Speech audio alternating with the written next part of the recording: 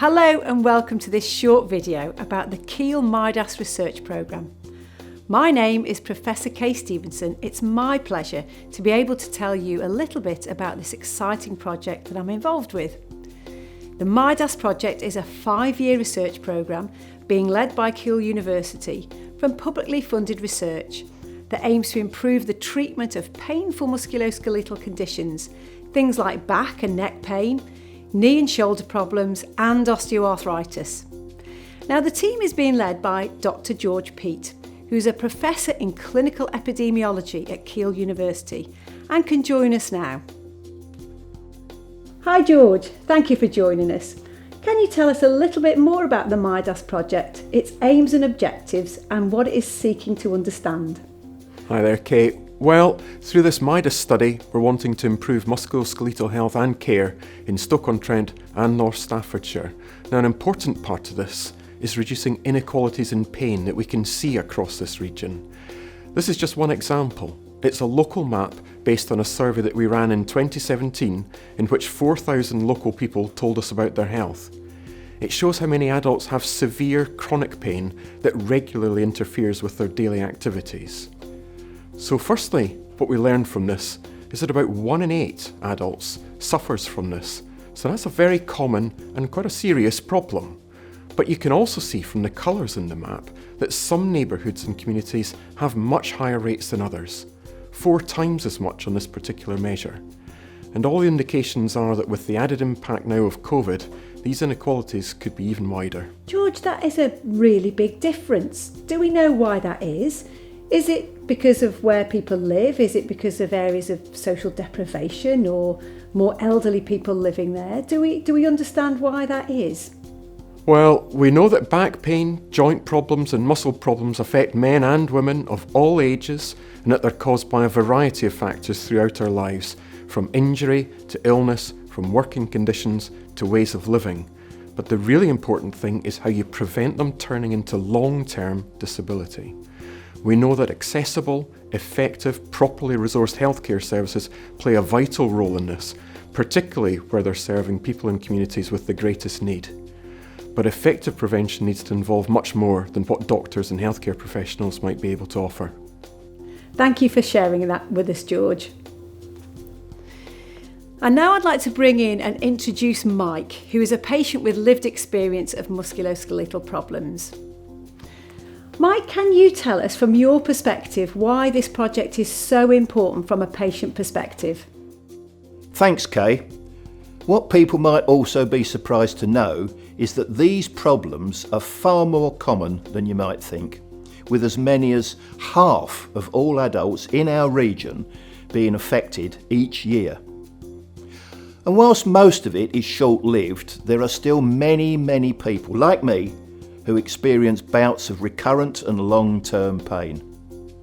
In fact, these problems together affect more people in terms of their work and normal day-to-day life than just about any other group of health conditions.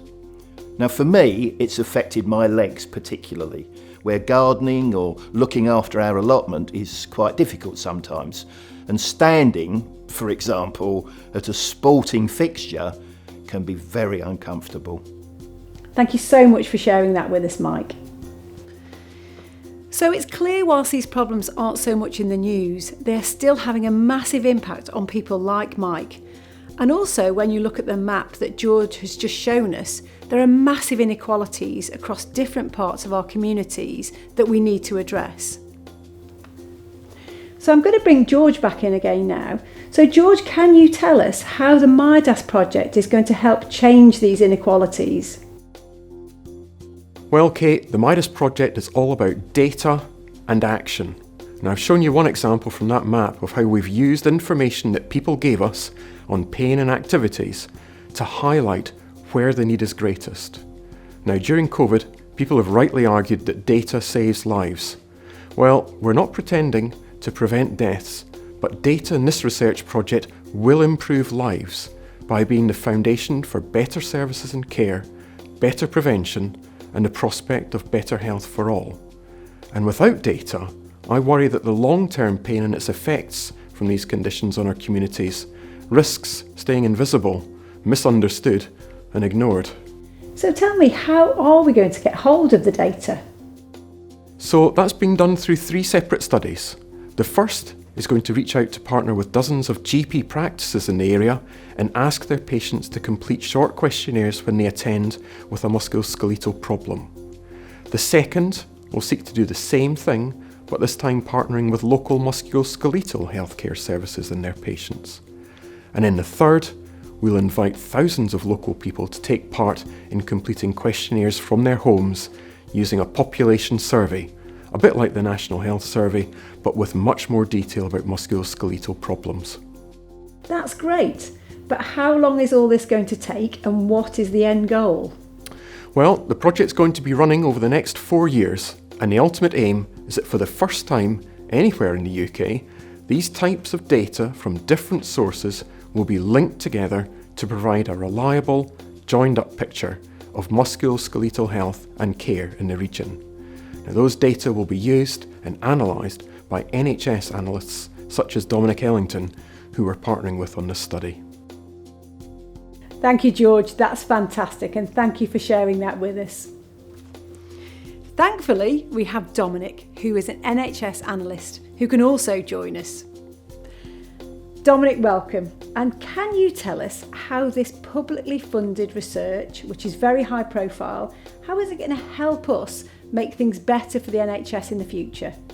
Yeah, sure. So if you look at these examples of graphs that I currently produce for NHS managers and senior leaders about how our musculoskeletal services are performing, what you'll find is that I do not have the details about the musculoskeletal health of our local population, or about how these problems are managed differently across local GP practices. It's only by having high quality data, such as from this research programme, that we can really start to understand and analyse the context in which our NHS services are working. So this will allow us to make better informed decisions about what are the most effective treatments for patients and reduce the inequalities that George showed us on his map earlier. Thank you so much, Dom. We really appreciate your insights. Can I also thank George and Mike for helping me with this video? And lastly, thanks to you for listening. Please do like our video, add your comments and visit our MIDAS website for more information on the project. Thank you.